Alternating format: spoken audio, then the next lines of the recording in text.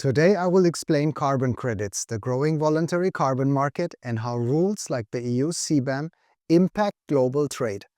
We'll focus on credits as valuable assets and look at specific solutions like biochar carbon removal from companies such as us. I'm Kubi, the founder of Triochar, and stick around for a clear guide to this evolving landscape. Climate change requires action. Under the Paris Agreement, governments and companies face pressure to reduce their carbon footprint. Beyond mandatory rules, the voluntary carbon market offers tools. So what's a voluntary carbon credit? It represents 1 ton of CO2 equivalent verified as removed by a specific project. Projects include protecting forests, renewable energy, or carbon removal technologies. One key method is BCR, Biochar Carbon Removal. It turns biomass into biochar, locking away carbon for thousands of years while also improving soil health and taking care that we have good food. How is value created? Independent standards like the Gold Standard or Swiss Carbon Standards International rigorously verify these climate actions. Verification ensures the impact is real, measurable, permanent, and additional. This verified service is captured in the carbon credit, giving it recognized value. Once verified and issued on a public registry, each credit is a unique traceable asset with a serial number, preventing double counting.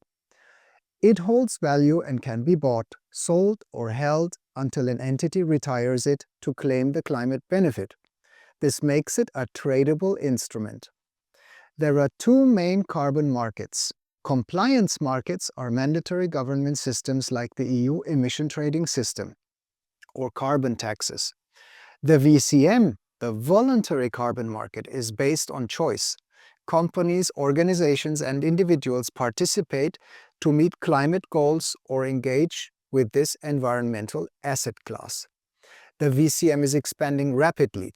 Valued at around $1.8 billion entering this year, strong growth over 20% annually is predicted.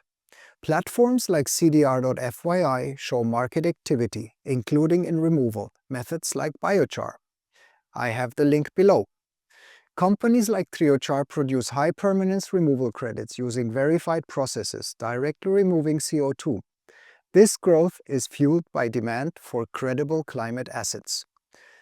Regulations like the EU's CBAM directly impact trade.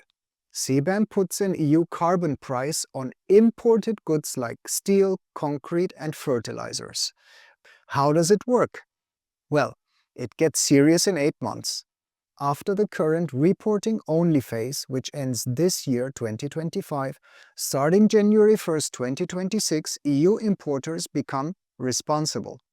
They must calculate embedded emissions in imports, buy CBAM certificates priced weekly based on the ETS allowance price, and surrender enough certificates annually to cover imports. Think of it as an additional cost of trade with the EU for the climate damages that a product caused. The impact? Non-EU exporters face direct cost competition based on their carbon footprint, pushing for emission tracking and decarbonization. What is important, VCM credits cannot pay CBAM fees directly, but CBAM does highlight the economic value of the verified removal that VCM credits represent. So what's the key takeaway today? The low-carbon transition in 2025 is accelerating. Carbon has a growing cost. The VCM offers verified environmental assets, especially high-permanence removal credits like BCR. So what's the next step?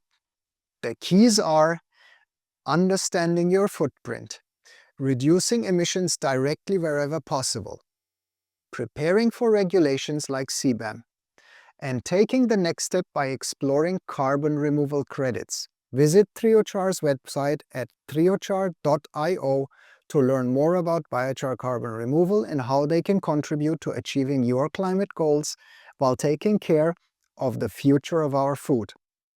Thank you very much and see you soon.